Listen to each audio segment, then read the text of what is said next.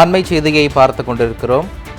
கன்னியாகுமரி மாவட்டம் நாகர்கோவிலில் மீனவர்களுக்கு நலத்திட்ட உதவிகள் வழங்கும் நிகழ்ச்சியில் பங்கேற்ற அமைச்சர் ஸ்ரீநாத், மீனவர்களின் பாதுகாப்பு உரிமை தொகை 20,000 எப்போது கிடைக்கும் என்ற கேள்விக்கு பதிலளிக்காமல் தப்பியோடியுள்ளார். மேலும் தவிகவின் தேர்தல் அறிக்கையில் கொடுத்த வாக்குறுதி பற்றி கேள்வி கேட்டபோது எஸ்கேப் ஆகியிருக்கிறார் அமைச்சர் ஸ்ரீநாத். மேலும் ஏற்கனவே கச்சத்தீவு பற்றிய கேள்விக்கு நோ கமெண்ட்ஸ் என்று சொன்னவர்தான் தவிக அமைச்சர் ஸ்ரீநாத் என்பது குறிப்பிடத்தக்கது. அண்மை செய்தியாக பார்த்து கொண்டிருக்கிறோம்.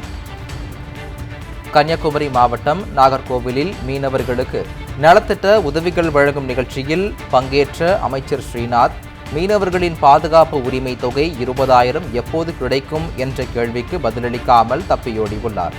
தவிகவின் தேர்தல் அறிக்கையில் கொடுத்த வாக்குறுதி பற்றி கேள்வி கேட்டபோது எஸ்கேப் ஆகியுள்ள அமைச்சர் ஸ்ரீநாத், ஏற்கனவே கச்சத்தீவு பற்றிய கேள்விக்கு நோ கமெண்ட்ஸ் என்று சொன்னவர்தான் தவிக அமைச்சர் என்பது குறிப்பிடத்தக்கது. இல்லை, மீனவர்களுக்கான அந்த தடை நிவாரணம் வந்து 20,000 உயர்த்தப்படும். கொஞ்சம் வெளியே வந்து கொடுங்க சார்.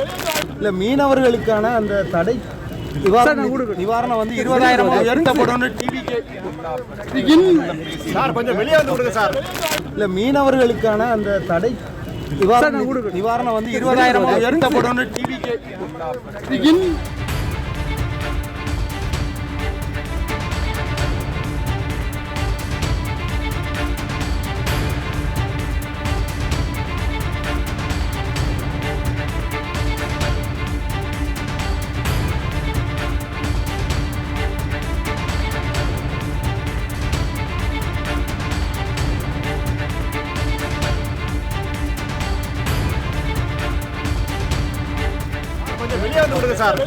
இல்லை, மீனவர்களுக்கான அந்த தடை நிவாரணம் வந்து 20,000 உயர்த்தப்படும்.